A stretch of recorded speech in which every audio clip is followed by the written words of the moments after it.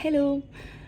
ഈ hair holes memory എന്ന് പറയുന്നത് പോലെ തന്നെ ഡ്രസ്സും കുറച്ച് മെമ്മറീസ് ഹോൾഡ് ചെയ്യുന്ന പോലെ എനിക്ക് പേഴ്സണലി ഫീൽ ചെയ്തിട്ടുണ്ട്. ഞാനിപ്പോൾ എന്തൊരു ഡ്രസ്സ് ഇട്ടാലും ആ ഡ്രസ്സുമായിട്ട് സംബന്ധിച്ചുള്ള memories I use to recollect it. അപ്പോൾ ഞാൻ ഇന്ന് എൻ്റെ അമ്മ എനിക്ക് നാട്ടിൽ നിന്ന് ദുബായിലോട്ട് ഒരു പാഴ്സൽ അയച്ചു. അപ്പോൾ ഞാൻ ആ പാഴ്സലിൽ നിന്ന് കുറച്ച് ഡ്രസ്സ് എടുത്തപ്പോഴത്തേക്ക് I use to get that memories. അപ്പോൾ ഞാൻ അങ്ങനെ ഒരു വീഡിയോ ചെയ്യാമെന്ന് ഓർത്തു. ലൈക്ക് ആ ഡ്രസ്സ് ഇട്ടുകൊണ്ട് get ready with me with that story. Come on.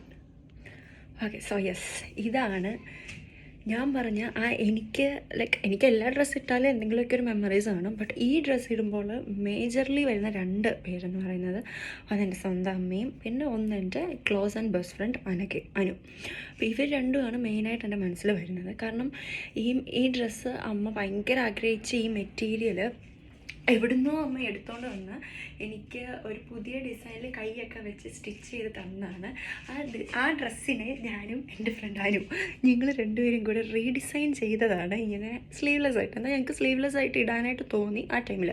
അതായത് ഞാൻ PG ഫസ്റ്റ് ഇയർ പഠിക്കുന്ന ടൈമിൽ. ആ സമയത്ത് മറ്റേ ഡേയ്സി ലുക്ക് ഭയങ്കര ഫേമസ് ആയിട്ട് പൊയ്ക്കൊണ്ടിരിക്കുന്ന ടൈമാണ്.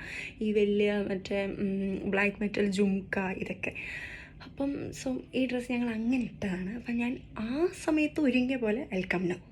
സോ അപ്പം ഇതാണ് ലൈക്ക് പണ്ട് ഞാനും അനുവും ഇങ്ങനെയൊക്കെ ഒരുങ്ങി ഫുള്ളി എൻ്റെ കണ്ണിലൊക്കെ കുറേ ഇതിൽ കൂടുതൽ ഞങ്ങൾ ഒരുക്കുമായിരുന്നു കൺമശി. ഇപ്പം ഞാൻ കുറച്ചേക്കുമാണ്. കാരണം ഇവിടെ ദിർഹംസ്, അത് മണി മാറ്റേഴ്സ്. അതുകൊണ്ട് ഞാൻ ഇപ്പം വളരെ മിനിമലായിട്ട് എനിക്ക് ആവശ്യമുള്ളത് മാത്രമേ ഞാൻ എഴുതിയൊക്കെ ഒരുങ്ങാറുള്ളൂ. അപ്പം I use to get ready like this. അപ്പം ഈ ഡ്രസ്സ് ഇടുമ്പോൾ I used to remember Anu and Amma a lot.